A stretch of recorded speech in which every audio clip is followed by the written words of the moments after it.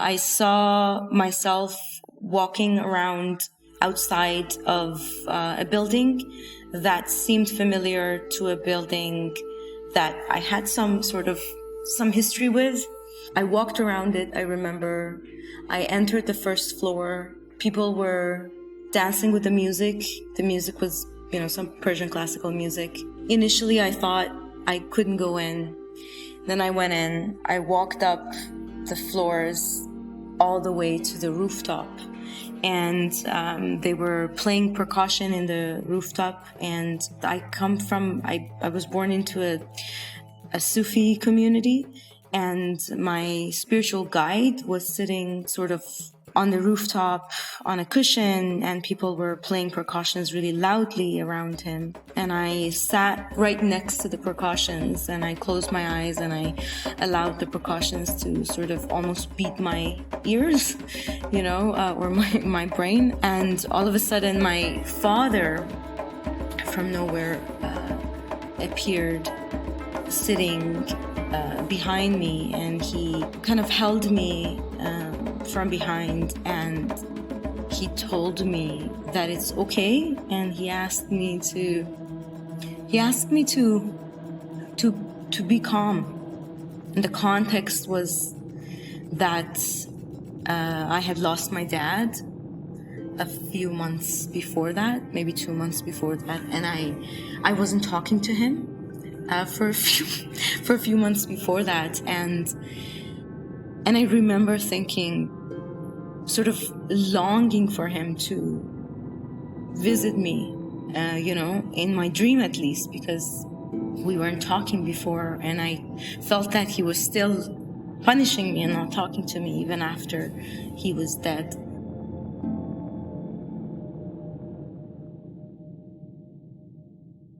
My father was a convert. He was Jewish. He was born Jewish, and very poor in Tehran. And I think he experienced a lot of rejection. And I think he also suffered from undiagnosed mental disorders, one of which was depression. But I also think he might have suffered from some psychosis, some sort of chronic psychosis. He was a psychologist himself, so he was very well aware of it, and he tried to manage it as much as possible. So he was a convert into that Sufi order. I was born in a Sufi house. My parents were keepers of the house.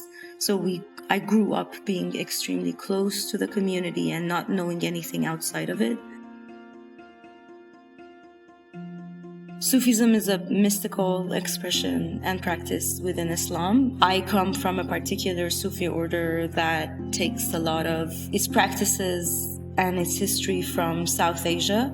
It emerged in Iran, but it traveled to South Asia some 500 years ago, and it took a lot of their meditation techniques, and then it traveled back to Iran. Usually music tends to be a big element of Sufi mystical practice. Collective meditation, that they call it zikr, is a big part of this practice as well. When I was 12, my mom insisted that we move out of the Sufi house, and that was sort of the beginning of my feeling dissonance between myself and the Sufi house. And then she and my father grew apart.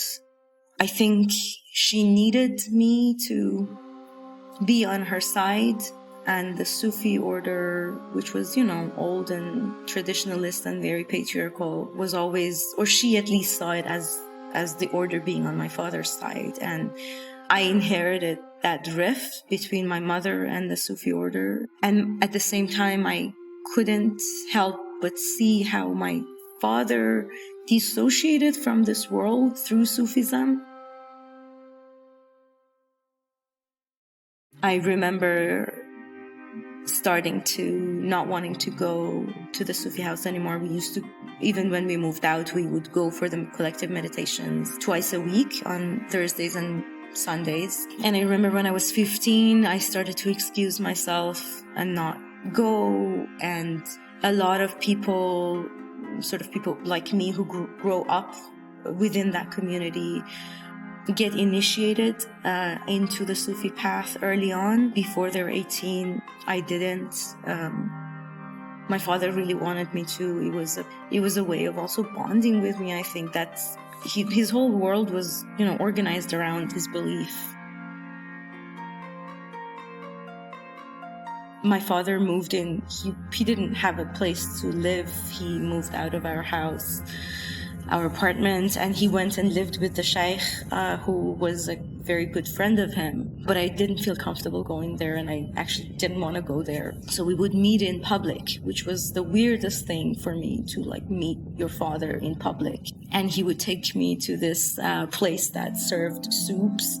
And he used to love spicy food. He used to love spicy food to an extent that he used to compete with his friends, and they used to all get rashes after a competition. But so we would go to this soup place. It's called ash. It's a genre of thick soups in Iranian cuisine. And he would teach me how to put a layer of red pepper on the soup and just eat it little by little, and then add another layer, and we would cry from the spiciness together. And that was my time, maybe once a month with him for a while. I moved away from Iran. I left Iran when I was 23, alone, to India. I lived in India for a couple of years, went back to Iran, left again, came to Canada, and I found the Sufi house again here. They do have a house here in Toronto, and I think I started going just because I felt very ungrounded here, and I felt like I really didn't belong. I used to just go very sporadically, just drop by. And because my parents, especially my father, was such an old member of the community, everybody knows him, even if they hadn't met him here. So I was welcomed very warmly in a very hospitable way. And then after a few years of living in Canada, I attended one of the big collective meditation rituals, I guess, yearly. I went to one of them in DC, and I got initiated I asked to be initiated after that. I was 28 then. So I did go back to my community, but I don't think that my ambivalence or my ambivalent sense of belonging ever got resolved.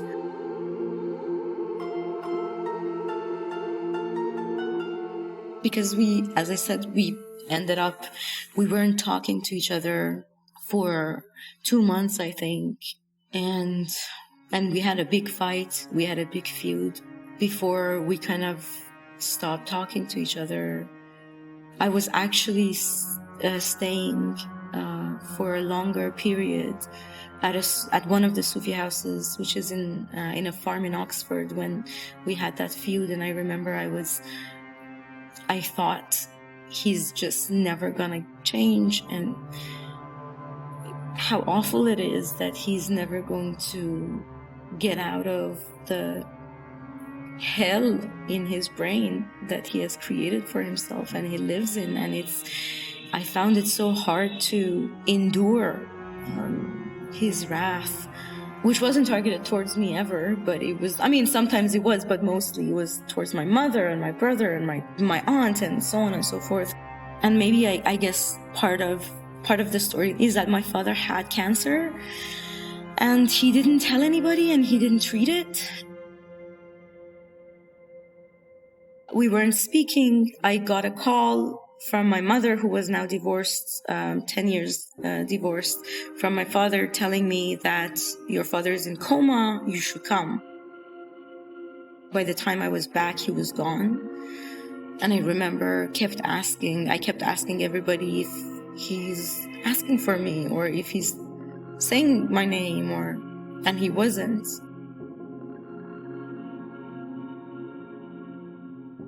I had a lot of anger towards him. And when he passed away, all that anger, I think, was replaced by just regret and immense sadness. He didn't know how to show love. I don't think he grew up with a lot of love. And I didn't know how to show my love for him. And I just wish I could more intentionally, show him that I loved him.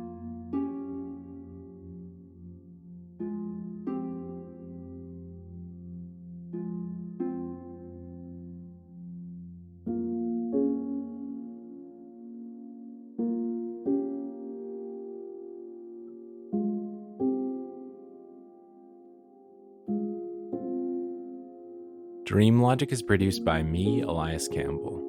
This episode was scored and mixed by Sarah Bassiano. Our theme music is by Sean Sutherland, cover art by Stephen McLaughlin. Special thanks to our guest this week, Jay.